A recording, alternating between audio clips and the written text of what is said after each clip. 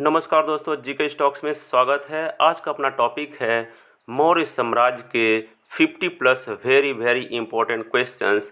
ये सारे प्रश्न पिछले एग्जाम्स में आ चुके हैं, जैसे SSC, RO, ARO, PSC, police, UP triple SC. ये सारे एग्जाम्स में पिछली बार कई बार आ चुके हैं। तो ये सारे प्रश्न बहुत ही इंपॉर्टेंट है आपके आगामी एग्जाम्स के लिए।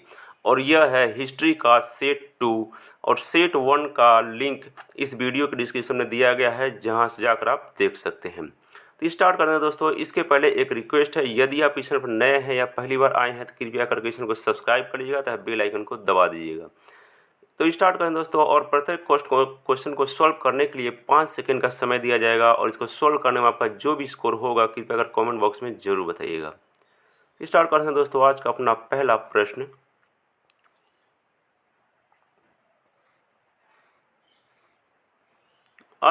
प्रश्न, है मौर्य साम्राज्य की स्थापना किसने किया था?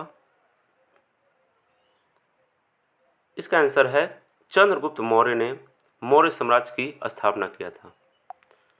अगला प्रश्न है, अर्थशास्त्र नामक पुस्तक के रचनाकार कौन है? यह भी बहुत इंपॉर्टेंट है। इसका आंसर है चाणक्य, अर्थशास्त्र के रचनाकार हैं।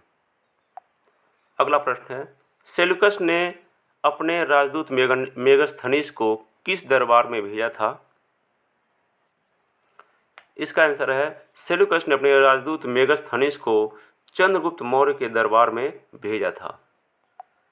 अगला प्रश्न है, मेगस्थनीस किस पुस्तक की रचना की थी? इसका आंसर मेगस्थनीस ने इंडिका नामक पुस्तक की रचना की थी। यह भी बहुत इंपॉर्टेंट है। अगला प्रश्न है, चंद्रगुप्त के जैन गुरु कौन थे? इसका आंसर है चंद्रगुप्त के जैन गुरु भद्रबाहु थे। अगला प्रश्न है, किसे भारत का मैकियावेली कहा जाता है? इसका आंसर है कौटिल्य यानी चाणक्य को भारत का मैकियावेली कहा जाता है। अगला प्रश्न है, श्रीनगर की स्थापना किस मौर्य शासक ने की थी? इसका आंसर है चंद्रगुप्त मौर्य ने की थी। अगला प्रश्न है, अशोक ने नेपाल में कौन सा नगर बसाया था? इसका आंसर है अशोक ने नेपाल में ललितपट्टन नामक नगर बसाया था। अगला प्रश्न है, निम्नलिखित में से किसकी तुलना मैकियावेली के प्रिंस से की जाती है? इसका आंसर है कौटिल्य का अर्थशास्त्र की तुलना मैकियावेली के प्रिंस से की जाती है। अगला प्रश्न है, अशोक ने अपने सभी अभिलेखों में एकरूपता से किस प्राकृत का प्रयोग किया गया है?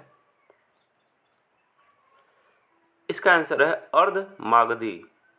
अशोक ने अपने सभी अभिलेखों में एकरूपता के लिए अर्धमागधी प्रकृत का प्रयोग किया है। अगला प्रश्न, बिंदुसार ने विद्रोहियों को कुचलने के लिए अशोक को कहां भेजा था? यह भी इंपॉर्टेंट क्वेश्चन है। इसका आंसर है बिंदुसार ने विद्रोहियों को कुचलने के लिए अशोक को तक्षशिला भेजा था। अगला प्रश्न है, निम्नलिखित में से वह व्यक्ति कौन है जिसका नाम देवनाम प्रियदर्शी भी था? इसका आंसर है मौर्य सम्राट अशोक का नाम देवनाम प्रियदर्शी था। अगला प्रश्न है, कलिंग विजय के उपरांत अशोक महान ने निम्नलिखित में से किस धर्म को अंगीकार कर लिया था? इसका आंसर है कलिंग विजय के उपरांत अशोक ने बौद्ध धर्म को अंगीकार किया था। अगला प्रश्न है, चंद्रगुप्त के शासन विस्तार में किसने मुख्य रूप से मदद की थी? इसका आंसर है चाणक्य। चाणक्य ने चंद्रगुप्त के शासन विस्तार में मदद की थी। तो दोस्तों, वीडियो अच्छी लग रही है तो आप इस चैनल को सब्सक्राइब करें तथा बेल आइकन को दबा दें और अपने दोस्तों के पास जरूर शेयर करें। अगला प्रश्न है, सांची किस कला व मूर्ति कला का निरूपण करता है? इसका आंसर है बौद्ध धर्म। सांची बौद्ध धर्म की कला मूर्तिकला का निरूपण करता है। अगला प्रश्न है, प्राचीन भारत का वह प्रसिद्ध शासक जिसने अपने जीवन के अंतिम दिनों में जैन धर्म को अपनाया था। इसका आंसर है चंद्रगुप्त मौर्य। चंद्रगुप्त मौर्य ने अपने जीवन के अंतिम दिनों में जैन धर्म को अपनाया था। अगला प्रश्न है, मौर्य साम्राज्य में प्रचलित मुद्रा का नाम क्या था। इसका आंसर है मौर्य साम्राज्य में प्रचलित मुद्रा का नाम पण था। अगला प्रश्न, निम्नलिखित में से अशोक का उत्तराधिकारी कौन था। इसका आंसर है निम्नलिखित में से अशोक का उत्तराधिकारी कुणाल था। अगला प्रश्न है, मुद्रा राक्षस का लेखक निम्न में से कौन है। इसका आंसर है मुद्रा राक्षस का लेखक निम्न में से विशाखदत्त है। अगला प्रश्न है, विशाखदत्त के प्राचीन भारतीय नाटक मुद्रा राक्षस की विषय वस्तु क्या है। इसका आंसर है चंद्रगुप्त मौर्य के समय में राज दरबार की दूर हुई संधियों के बारे में। अगला प्रश्न है, मालवा गुजरात महाराष्ट्र किस शासक ने पहली बार जीते। इसका आंसर है मालवा गुजरात महाराष्ट्र चंद्रगुप्त मौर्य ने पहली बार जीते। अगला प्रश्न, किसने सहिष्णुता, उदारता और करुणा के त्रिविध आधार पर राजवंश की स्थापना की। इसका आंसर है अशोक ने। सम्राट अशोक ने सहिष्णुता, उदारता और करुणा के त्रिविध आधार पर राजवंश की स्थापना की। अगला प्रश्न, निम्नलिखित किस शहर में अशोक के शिलालेख नहीं हैं। इसका आंसर है पाटलिपुत्र में अशोक के शिलालेख नहीं हैं। अगला प्रश्न है, मौर्य काल में शिक्षा का सर्वाधिक प्रसिद्ध केंद्र कौन सा था। यह भी इंपॉर्टेंट क्वेश्चन है। इसका आंसर है मौर्य काल में शिक्षा का सर्वाधिक प्रसिद्ध केंद्र तक्षशिला विश्वविद्यालय था। अगला प्रश्न है, जिसके ग्रंथ में चंद्रगुप्त मौर्य का विशिष्ट रूप से वर्णन हुआ है वह कौन सा है, वह किसका ग्रंथ है। इसका आंसर है विशाखदत्त। विशाखदत्त के ग्रंथ में चंद्रगुप्त मौर्य का विशिष्ट रूप से वर्णन हुआ है। अगला प्रश्न, वह स्रोत जिसमें पाटलिपुत्र के प्रशासन का वर्णन उपलब्ध है वह है। इसका आंसर है इंडिका। इंडिका में पाटलिपुत्र के प्रशासन का वर्णन उपलब्ध है। अगला प्रश्न है, अशोक के शिलालेखों में प्रयुक्त भाषा कौन सी है। इसका आंसर है अशोक के शिलालेखों में प्रयुक्त भाषा प्राकृत भाषा है। अगला प्रश्न, निम्नलिखित में से किस मौर्य राजा ने दक्कन की विजय प्राप्त की थी। इसका आंसर है चंद्रगुप्त। चंद्रगुप्त मौर्य ने दक्कन की विजय प्राप्त की थी। अगला प्रश्न है, पाटलिपुत्र को किस शासक ने सर्वप्रथम अपनी राजधानी बनाई थी। इसका आंसर है चंद्रगुप्त मौर्य ने पाटलिपुत्र को सर्वप्रथम अपनी राजधानी बनाई थी। अगला प्रश्न है, किस अभिलेख से यह साबित होता है कि चंद्रगुप्त का प्रभाव पश्चिम भारत तक फैला हुआ था।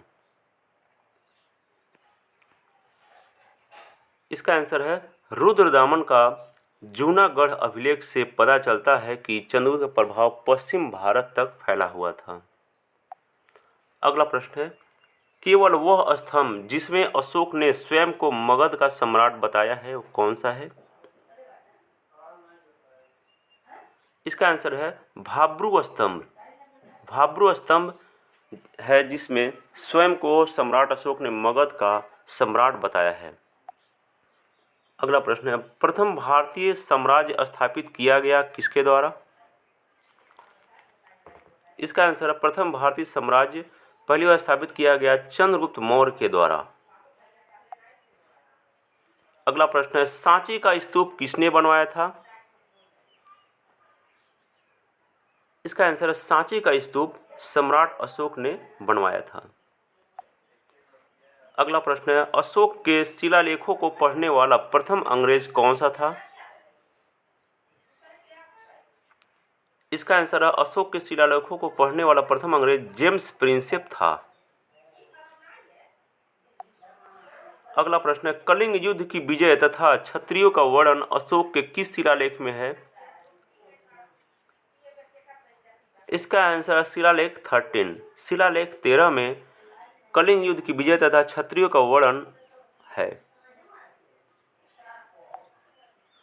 अगला प्रश्न है प्रसिद्ध यूनानी राजदूत मेगास्थनीज भारत में किसके दरबार में आए थे?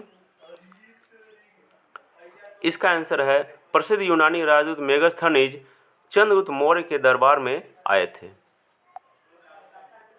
अगला प्रश्न है अशोक ने 261 ईस्वी में कलिंग को जीतने के बाद क्या किया? इसका आंसर है अशोक ने 261 ईस्वी में कलिंग को जीतने के बाद भारी रक्तपात देखकर युद्ध नीति को सदा के लिए त्याग दिया था। अगला प्रश्न है अशोक के अधिकांश अभिलेख किस भाषा व लिपि में है? इसका आंसर है अशोक के अधिकांश अभिलेख प्राकृत व ब्राह्मी भाषा और लिपि में था। अगला प्रश्न है किस ग्रंथ में चंद्रगुप्त मौर्य के लिए वृषल निम्न कुल शब्द का प्रयोग किया गया है? इसका आंसर है मुद्रा राक्षस। मुद्रा राक्षस में चंद्रगुप्त के लिए वृषल निम्न कुल शब्द का प्रयोग किया गया है। अगला प्रश्न अशोक के जो शिलालेख संगम राज्य के बारे में बताते हैं वे कौन हैं? इसका आंसर है दूसरा एवं 13वां शिलालेख संगम राज्य के बारे में हमें बताते हैं। अगला प्रश्न है श्रीनगर का स्थापना किस मौर्य शासक ने की थी? इसका आंसर श्रीनगर का स्थापना सम्राट अशोक ने की थी।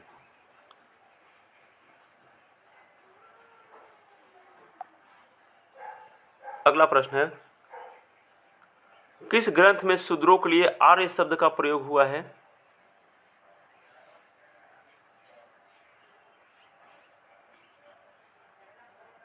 इसका आंसर है मुद्रा राक्षस में शूद्रों के लिए आर्य शब्द का प्रयोग हुआ है। अगला प्रश्न है अशोक द्वारा कलिंग पर चढ़ाई की जानकारी के लिए कौन सबसे महत्वपूर्ण स्रोत है?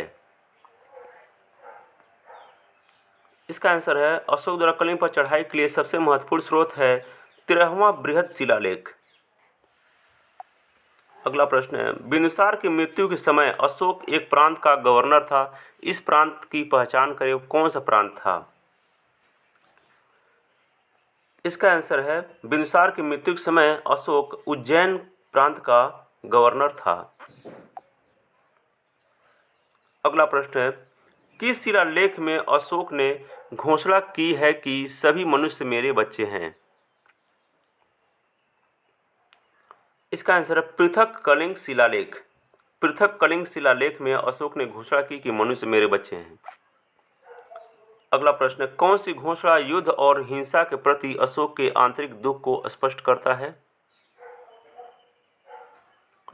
इसका आंसर कलिंग का पृथक शिलालेख की घोषणा युद्ध और हिंसा के प्रति अशोक के आंतरिक दुख को स्पष्ट करता है।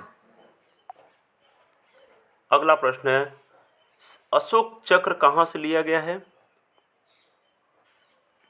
इसका आंसर है सारनाथ। सारनाथ से अशोक चक्र लिया गया है।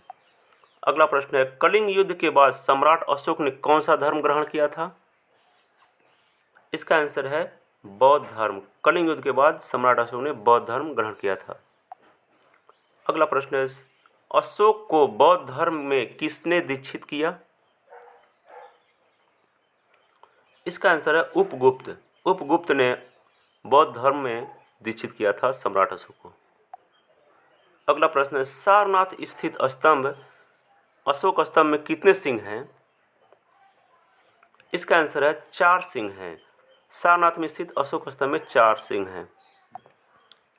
अगला प्रश्न है कालिदास के मालविकाग्नि मित्र नाटक का नायक कौन था? इसका आंसर है अग्निमित्र। कालिदास के मालविकाग्नि मित्र नाटक का नायक अग्निमित्र था। अगला प्रश्न है भरहुत एवं सांची के स्तूप का निर्माण किस काल में हुआ था? इसका आंसर है भरहुत एवं सांची स्तूप के पुनर्निर्माण का कार्य शुंग काल में हुआ था। अगला प्रश्न है, मौर्य वंश का अंतिम शासक कौन था? इसका आंसर है बृहद्रथ। बृहद्रथ मौर्य वंश का अंतिम शासक था। बृहद्रथ की हत्या किसने की थी? इसका आंसर है बृहद्रथ की हत्या पुष्यमित्र शुंग ने की थी, जो उनका सेनापति था। तो ये था दोस्तों प्रीवियस ईयर्स जैसे SSC, CGL, CHSL, SSC GD, railway, RO, ARO, इन सभी एग्जाम्स में आए हुए प्रश्न थे। तो सारे प्रश्न बहुत ही इंपॉर्टेंट हैं आगामी आपके सभी एग्जाम्स के लिए। तो ऐसे ही क्वेश्चंस और ऐसे ही practice sets topic wise, subject wise पाते रहने के लिए आप इस चैनल को सब्सक्राइब करिए तथा बेल आइकन को दबा दीजिए। तो thanks for watching friends, like share subscribe my channel GK stocks. जय हिंद।